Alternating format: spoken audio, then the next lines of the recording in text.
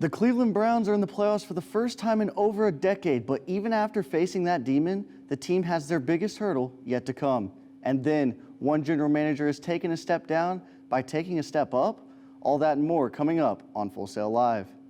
Just 3 weeks after the Browns had no wide receivers due to COVID, they struggle with the virus again after head coach Kevin Stefanski and 5 others test positive. The Cleveland Browns are playing their first playoff game in 18 years. And without their head coach. Kevin Stefanski tested positive for COVID-19 on Tuesday, along with veteran guard Joel Bitonio, and the team has gone virtual since. This happening just days before their big playoff game against the division rival Pittsburgh Steelers, who they played just 1 week ago. It's an unfortunate situation for the first-year head coach, with so much promise going into the playoffs after leading a struggling franchise back to the playoffs. Starting quarterback Baker Mayfield hasn't spoken on the situation yet, but without his head coach, it will be worth watching to see how he handles the pressure. Last time Mayfield had to carry the load in a COVID situation, they lost to the Jets. And on top of not having their play caller, not having arguably the best lineman on the team could be a sticky situation. Going forward, special teams coordinator Mike Preffier will be the acting head coach.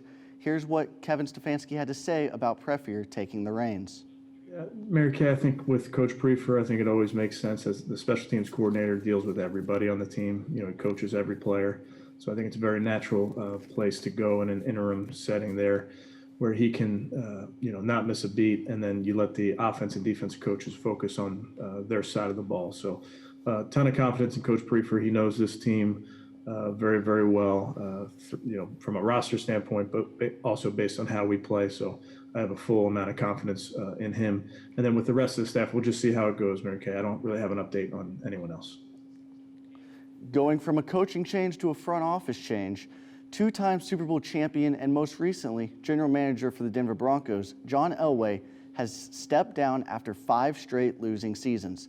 Elway has been with the team for 7 seasons now and was responsible for bringing in Peyton Manning in 2013 and helping them to a Super Bowl in 2015. Since 2015, the Broncos have had 9 starting quarterbacks in 5 years. So John Elway is taking a step back and letting someone else take over, try to build a new team and find the right guy at the quarterback position. Elway is not quite done with the team, however, as he will remain with the Broncos as head of football operations. Elway will also be helping find a new general manager for the team. Here's what John Elway had to say about the decision to step down.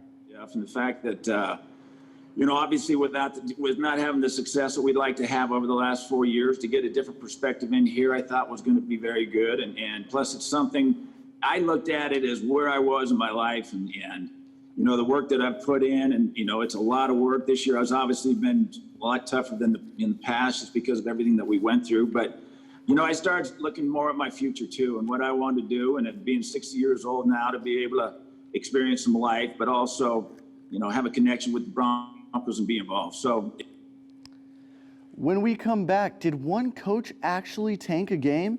And then we will go over what we believe will be the game of the week on Wild Card Weekend. Coming up and Full Sail Live. Doug Peterson, Super Bowl champion head coach for the Philadelphia Eagles, has taken a lot of backlash since the Week 17 finale against the Washington football team.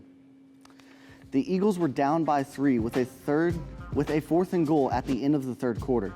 Peterson decided to go for it instead of tying the game, which is a questionable call, yes, but we have seen it before, so why is he taking so much backlash? Well, it's what he did in the fourth quarter. Down by 6 points, and he benches rookie quarterback Jalen Hurts. Hurts, who had 2 total touchdowns on the night up to that point, and they went to quarterback Nate Sudfeld. Nate Sudfeld would come in, go 5 for 12, and throw an interception. And many players were not happy with their coach because they put their heart and soul into this game, and their head guy just seemingly threw it away for a better draft position. Doug Peterson tried to defuse the situation after the game and explains his reasoning on the switch at quarterback. Coaching to win, yes, that was my decision solely. Nate has obviously been here for 4 years, and I felt that he deserved an opportunity to get some snaps. And